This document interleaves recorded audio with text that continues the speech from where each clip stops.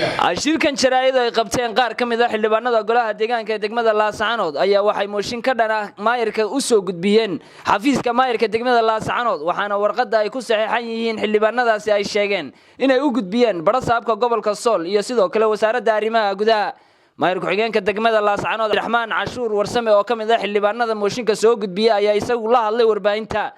sidoo kale qaar ka mid ah xildhibaanada golaha deegaanka warbaahinta la hadlay ayaa sheegay inay haatan doonayaan inay isbedel ku sameeyaan maamulka guud ee dawladda hoose kadib markii uu fadhiid noqday maamulkaasi aynu kaga hadlayno kuna soo gudbinayno mooshin ka dhan ah maayirka mooshinkaas oo ah markii aanu aragnay dantii guud oo luntay musuqmaasuq cadaalad xumo go'aanadii socon waayay waxay noqotay in aanu soo gudbino mooshin ka dhan ah maayirka oo xilka qaadis arrimaha jira waxay sababeen amni darro iyo dhibaatooyin badan in ay nala kulmaan oo nagu yimaadaan daliil waxa uu ah wax cad ayaanu haynaa wasaaradda iyo cid kasta oo ku shaqo leh aan u soo bandhigayno waxa ka mid ah wax dukumiintiya oo aan kula saxeexanay ma jiro anigu oo ka baxa xafiiska oo aan kula saxeexanay ma jiro taasi waxay cadaynaysaa wax wada shaqaynayeen inay jirin maadaama uusan la shaqaynayn xogayihii maadaama uusan la shaqaynayn golihii waxaanu cadaynaynaa inaan xogayuhu la shaqaynayn oo wasaaraddana uu qoraaladiisa hore ugu gudbiyey xogayo markaanu aragnay arrimahaasoo dhan oo jira arrintanina ilaahay dee mas-uul nooga dhigay oo nala weydiinayo waxaanu garanay in aanu mooshin ka soo dhigno ka dhana xilkana aanu ka qaadno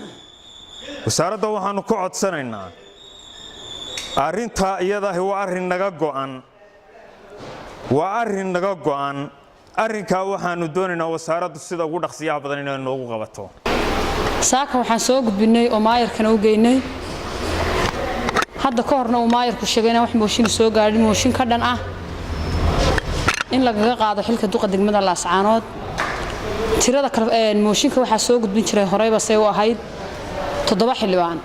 tira ka badan 7 xildhibaan baan ku soo gudbinay waxaan ku soo gudbinay 9 xildhibaan oo ay ku jiraan 2 maayir oo hore maayir ku-xigeenkii degmada iyo dhammaan ragga golaha ugu waaweynaa waxaan wasaaradda arrimaha gudaha iyo gudoomiyaha gobolka Sool sheegaynaa mooshinkaas sharciyaan marnay maadaama oo dantii guud iyo wixii naloo doortay golaha deegaan wixii lagu ahaa laga shaqayn waayay sida hore ay u sheegeen maayirkii iyo xildhibaanadii halkan taagani waxaan saaka maayirka u gudbinay mooshin ka dhan ah xilka qaadistiisii taasoo ay sababtay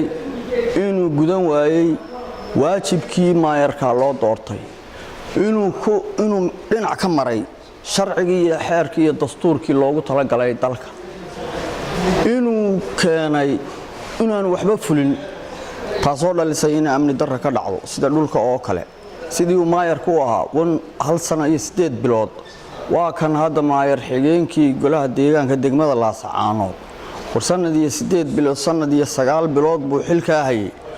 war ma fuliseen waa kaas hortayda ka weydiiya sidaa darkeed waxaan soo gudbinay mooshinkii xilka qaadista maayarka haddaba wasaaradda arrimaha gudaha gudoomiyaha gobolka Sool madaxtooyada waxaan ogeysiinaynaa xaalad meesha ka jirta inay saaka banaanka u soo baxday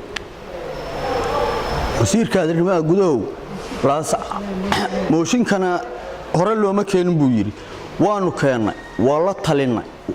si kasta waanu soo dhignay saakaba haddaba arag